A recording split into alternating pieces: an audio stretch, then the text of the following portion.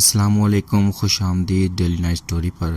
اگر آپ کو جنات، روحانیات اور سچی پراسرار کہانیاں پسند ہیں تو فوراً چینل کو سبسکرائب کریں اور بیل آئیکن دبا دیں تاکہ کوئی ویڈیو آپ مس نہ کر سکیں۔ تو سنتے ہیں آج کی عبرت بھری داستان۔ بوڑھے مولوی کو اچانک ملی جوان لڑکی، پہاڑوں میں چھپی ایک انجانی لڑکی۔ یہ قصہ ہے خیبر پختونخوا کے ایک پہاڑی گاؤں کا، جہاں مولوی عبدالکریم نامی ایک نیک بوڑھے شخص زندگی گزار رہا تھا۔ وہ گاؤں کی مسجد کے امام تھے اور سارا گاؤں ان کا احترام کرتا تھا۔ مولوی صاحب کا معمول تھا نماز، قرآن کی تعلیم اور کبھی کبھار پہاڑوں پر تنہائی میں ذکر کرنے جانا۔ ایک دن وہ حسب معمول پہاڑیوں کی طرف چلے جا رہے تھے، جہاں وہ اکثر بیٹھ کر اللہ کا ذکر کیا کرتے تھے، مگر اس دن وہاں کچھ عجیب سا ہوا۔ ایک جھاڑی کے پیچھے سے کسی کے سسکنے کی آواز آئی۔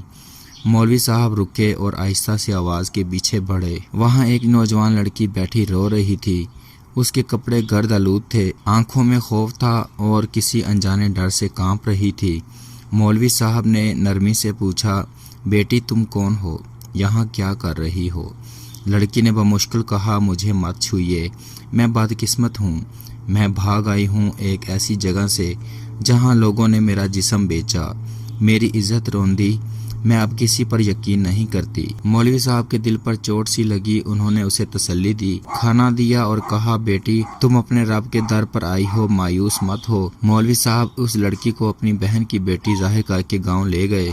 شروع میں لوگوں نے شک کیا، مگر مولوی صاحب کی شرافت پر کسی کو شک نہ ہوا۔ لڑکی کا نام رابعہ تھا۔ رفتہ رفتہ وہ گاؤں کے مدرسے میں بچیوں کو قرآن سکھانے لگی۔ اس کے چہرے پر نور آنے لگا، جیسے اس کی روح کو سکون مل گیا ہو۔ ایک دن رابعہ نے خود مولوی صاحب سے کہا، مولوی صاحب اگر اس دن آپ نہ آتے تو میں شاید کسی کھائی میں کود چکی ہوتی۔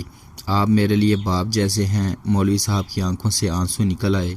انہوں نے آسمان کی طرف دیکھا اور کہا، یا رب تیرا شکر ہے کہ تو نے مجھے ایک گمشدہ روح کو روشنی دکھانے کا ذریعہ بنایا۔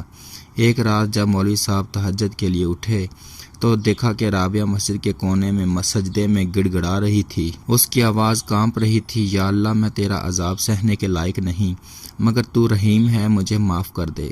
مولوی صاحب حیران ہوئے، وہ کچھ کہے بغیر واپس پلٹ گئے۔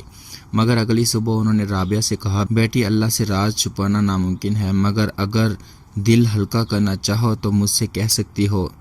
رابعہ نے کئی لمحے خاموشی میں گزارے، پھر بولی، مولوی صاحب میں صرف ایک مظلوم لڑکی نہیں، میں ایک نیک گھرانے سے تھی، مگر محبت کے جھوٹے وعدوں میں آ کر اپنے ماں باپ کو چھوڑ دیا۔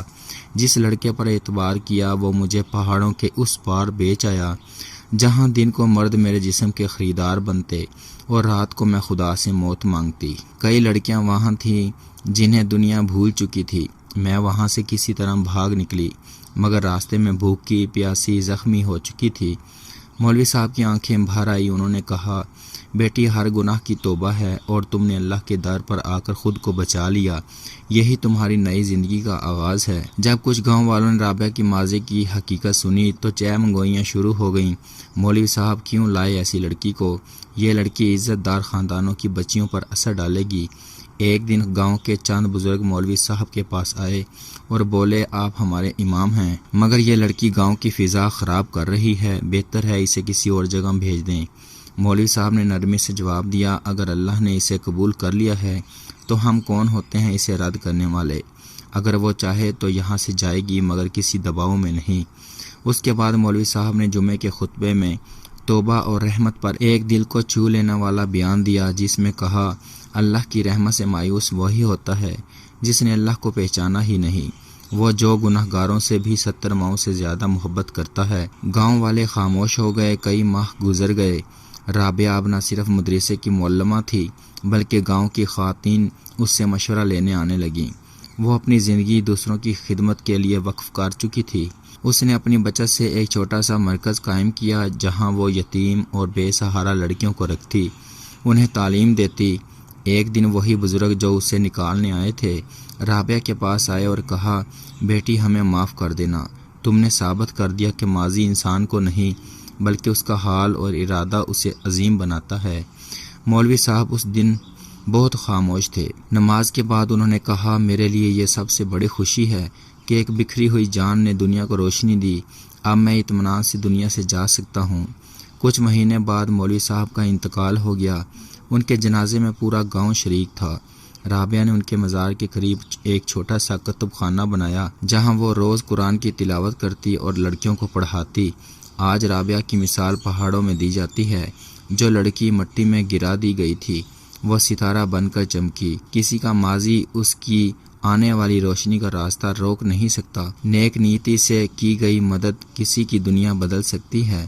ایمان، توبہ اور قربانی انسان کو رب کے قریب لے جاتے ہیں۔ بدنامی سے بچنے کے بجائے کسی کو نیکی سے سنوار دینا ہی اصل دینداری ہے۔ دوستو، اگر آپ کو ہماری یہ کہانی پسند آئی ہو تو پلیز کمنٹ کر کے اپنی قیمتی رائے کا اظہار ضرور کریں اور اس کہانی کو دوستوں کے ساتھ بھی ضرور شیئر کریں۔ تو ملتے ہیں ایک نئی ویڈیو کے ساتھ، تب تک کے لیے اللہ حافظ۔